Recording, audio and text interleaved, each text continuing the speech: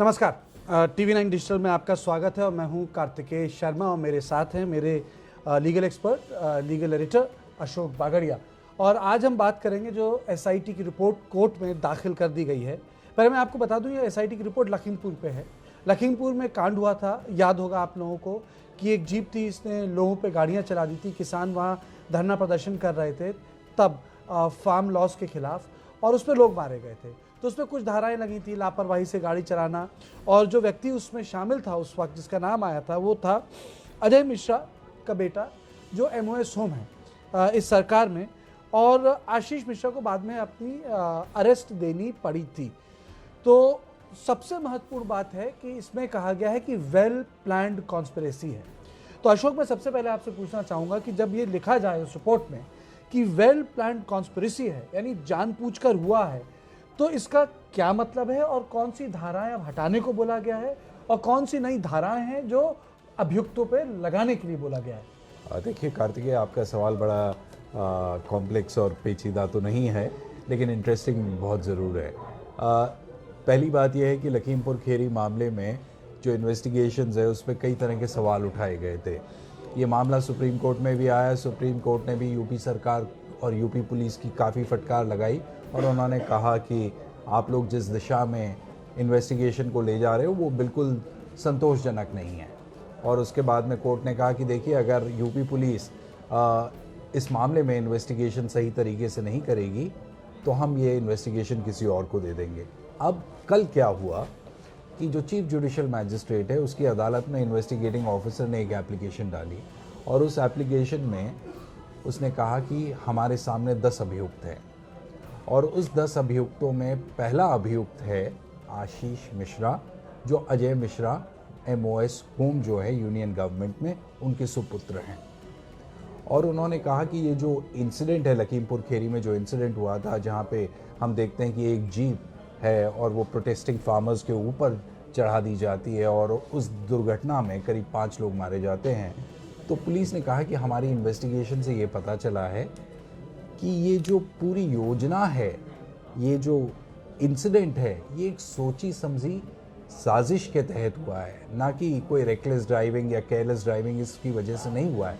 अब लेकिन ये किस एविडेंस पे उन्होंने बेस किया है ये अभी तक उन्होंने बताया नहीं है। लेकिन अब मुकदमा और गंभीर हो जाता है, क्योंकि अभी तक जिन जिन धाराओं के अंतर्गत, इंडियन पीनल कोड की धाराओं के अंतर्गत इन अभियुक्तों के खिलाफ लगाई गई थी, उसमें जुड़ेगा हत्या का आरोप। सबसे इम्पोर्टेंट है हत्या का आरोप। और इस आरोप, यानी आप कह रहे हैं अटेम्प्ट टू मर्डर लगेगा? हत्या हुई है, 5 लोगों की जान गई है। अटेम्प्ट टू मर्डर तो वो होगा जो लोग उस इंसिडेंट में इंजर हुए हैं, उन लोगों को इंजर करने के लिए अटेम्प्ट टू मर्डर की धारा लगेगी, और जो 5 लोग मरे हैं उसके लिए मर्डर की धारा लगेगी।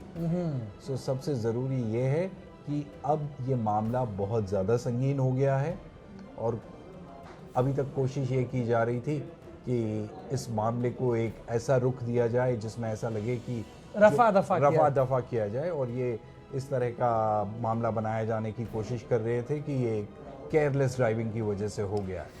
अशोक, मुझे एक चीज़ बताइए, जब सोशल मीडिया में इस तरह की बहस होती है तो बात होती है कि your truth versus my truth, हमारा सच और तुम्हारा सच, और हमारे सच और तुम्हारे सच में जो असली सच होता है, जिसको लेके आपको एक लाइन लेनी पड़ती है, जिसको लेके आपको ये बोलना पड़ता है। कभी हमको पत्रकारिता में सिखाया गया था कि सच के साथ खड़ा होना पड़ता है। आप ये नहीं कह सकते कि आपका भी सच है और आपका भी सच है, क्योंकि सच का एक पर्सपेक्टिव होता है। बहरहाल, मोटी बात यहाँ है कि जब ये पूरा का पूरा मामला हुआ तो सरकार ने अजय मिश्रा के साथ खड़े होने का फैसला किया।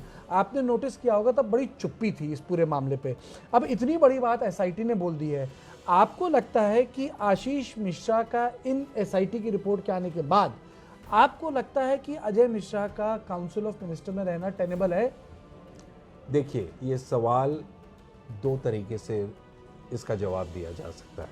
एक तो मॉरल ग्राउंड्स पे अजय मिश्रा को तुरंत रिज़ाइन कर देना चाहिए, क्योंकि आप देखेंगे कार्तिकेय, जब ये हादसा हुआ था अजय मिश्रा छाती ठोक के कह रहे थे कि मेरा बेटा तो उस दिन जिस वक्त ये इंसिडेंट हुआ वो वहाँ पे था ही नहीं। फिर उन्होंने फिर दोबारा रीआइट्रेट किया अपना स्टेटमेंट कि अगर ऐसा पाया जाता है कि मेरा बेटा उस जगह पे लखीमपुर खीरी में था या उस जीप में था या इस इंसिडेंट से किसी तरह भी इन्वॉल्व था, तो मैं रिज़ाइन कर दूंगा।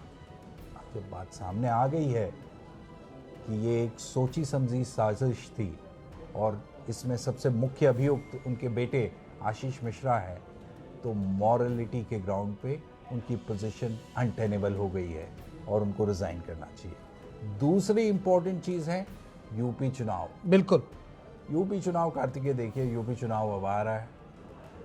अब एक मैसेज जाता है लोगों के बीच में, अगर अजय मिश्रा अपनी पोजीशन पे बने रहेंगे तो लोगों के बीच में या समाजवादी पार्टी या बीएसपी के नेता इस बात को उछालेंगे। वो लोग कहेंगे देखिए, लेकिन उसमें एक मिनट रोकना चाहूंगा। आपने इसमें दो चीजें हैं। एक तो होता है इस मामले को उछाल सकते हैं, जब आप मामले को उछालते हैं उनका इस्तीफा हो जाता है तो आप उस मामले को भुना भी सकते हैं कि भाई हम सही कह रहे थे, हम सही कह रहे थे। और जब आप ये कहते हैं कि भैया इस्तीफा ही मत दो, तो ये मैसेज जाता है भाई देखो ऐसा है, इसके पीछे सरकार खड़ी है, सही है गलत बात है, तो उस समुदाय का वोट मिलता है। तो एक मामले में झाम तो है, लेकिन कहीं ना कहीं अगर ये मामला अब तूल पकड़ता है, जैसे कहते हैं ना पॉलिटिकल तूल पकड़ता है, तो मुझे बताओ अशोक आप, ये कितना एम्बैरेसिंग रहेगा भारतीय जनता पार्टी के लिए, क्योंकि एक ऐसी चीज़ है ना निगली जाएगी ना उगली जाएगी। उगलेंगे तो भैया आप मान रहे हैं भैया बहुत बड़ी गड़बड़ हो गई और पहले गलती कर दी थी, पहले तुरंत इस्तीफा ले लेना चाहिए था। और अगर आप हटाते हैं तो उसका जो वोट बैंक है वहाँ, वो पूरा का पूरा आपके साथ कोऑपरेट नहीं करेगा, तो वहाँ नुकसान हो जाएगा। देखिए आज की तारीख में बीजेपी की परिस्थिति काफ़ी टाइट है उत्तर प्रदेश में, और स्पेशली इस टाइम पे इस एप्लीकेशन का सीएमएम के कोर्ट में दाखिल होना, इसका बड़ा प्रभाव पड़ेगा। और जैसा आपने बिल्कुल सही कहा कि इसको दूसरी पॉलिटिकल पार्टीज़ इस मामले को उछालेंगी। तो मैं बता रहा था कि पॉलिटिकली बीजेपी के लिए बहुत डिफ़िकल्ट सिचुएशन है। बेटर ये होगा बीजेपी के लिए कि वो अजय मिश्रा को बोलें कि भाई आप रिज़ाइन कर दीजिए, क्योंकि भारतीय जनता पार्टी और योगी सरकार ने अपने आप को उत्तर प्रदेश में ऐसा प्रोजेक्ट किया है कि जहां तक लॉ एंड ऑर्डर का सवाल है वो नो कॉम्प्रोमाइज, जीरो टॉलरेंस की बात करते पर हैं। अशोक एक चीज़ बताइए कि आपने बोला कि इस्तीफे वाली बात से तो मैं मानता हूं कि बिल्कुल देना चाहिए।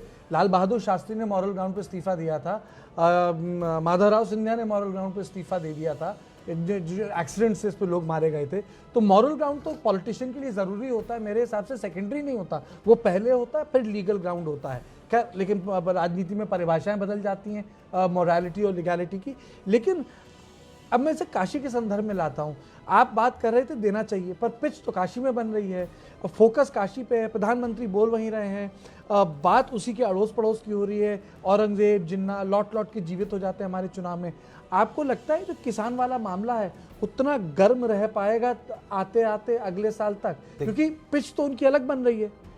देखिए भारतीय जनता पार्टी इस पॉइंट इन टाइम पे नैरेटिव बदलना चाह रही है कि जहाँ तक विपक्षी पार्टीज़ हैं वो चाहती है कि नैरेटिव किसान कानूनों पे बना रहे, क्योंकि किसानों का एक बहुत बड़ा समुदाय है उत्तर प्रदेश में जो वोटर्स हैं, किसान है, किसान का परिवार है, किसान के जान पहचान वाले लोग हैं। और अगर किसान का मुद्दा और किसान कानून का मुद्दा तुल पकड़ता रहा तो भारतीय जनता पार्टी को इसका भारी नुकसान होगा। इसलिए ही भारतीय जनता पार्टी, आपने सही कहा कि पिच काशी में तैयार कर रही है, नैरेटिव चेंज हो रहा है, जिन्ना आ रहे हैं, शिवाजी आ रहे हैं, सब आ रहे हैं। तो कोशिश ये की जा रही है कि ये लखीमपुर खीरी का इंसिडेंट किसी तरह बैकग्राउंड में चला जाए और नैरेटिव जो वोटर के माइंड में हो वो रिलीजियस आइडेंटिटी पे चला जाए, ना कि लॉ एंड ऑर्डर। अच्छा एक चीज़ बताइए, मैं कानूनी सवाल पे दोबारा आता हूँ। मैं दर्शकों को बताना चाहता हूँ ये एसआईटी की रिपोर्ट है, स्पेशल इन्वेस्टिगेटिव टीम। अगर एसआईटी की रिपोर्ट जैसे दाखिल हुई तो लीगली फिर जो सरकार है, ये जो पूरा मामला है, वो इसको कैसे काउंटर करेगी? उनके पास क्या ऑप्शन होते हैं? देखिए SIT basically Uttar Pradesh police है। इसमें कानूनी तौर पे राज्य सरकार या यूपी पुलिस कोई और स्टैंड नहीं ले सकती है, क्योंकि कल को अगर जब मामला चार्जशीट में तब्दील होगा और जब चार्जशीट फाइल होगी तो बेसिकली मुकदमा, अगर हम क्रिमिनल या फौजदारी मुकदमा देखें तो फौजदारी मुकदमा फलाना फलाना बनाम स्टेट ऑफ यूपी होता है। इसमें भी स्टेट ऑफ यूपी बनाम फलाना फलाना फलाना। तो ऐसी पोजीशन में यूपी सरकार या यूपी पुलिस अपने आप को एसआईटी से डिस्टेंस नहीं कर सकती है, और अगर ये डिस्टेंस करती है तो मामला सुप्रीम कोर्ट में पेंडिंग है, और अगर सुप्रीम कोर्ट ने यूपी सरकार के रवैये पर कोई टिप्पणी कर दी तो इसका भारी भुगतान इनको चुनाव में। मतलब झाम पूरा है इसमें। बिल्कुल, मतलब ये झाम केवल कानूनी नहीं है, ये झाम पूरा राजनीतिक होगा, राजनीतिक होने वाला है।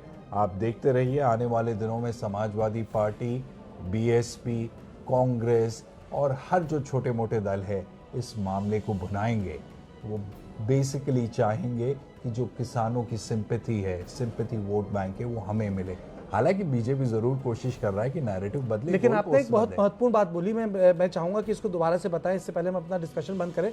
आप कह रहे हैं कि उत्तर प्रदेश सरकार एसआईटी की रिपोर्ट जो है उसके अलग कोई अपना व्यू पॉइंट नहीं रख सकती, मतलब उससे डिसइक्वेट नहीं कर सकती अपने आप को यूपी सरकार या यूपी पुलिस अपने आप को उससे डिस्टेंस नहीं कर सकती।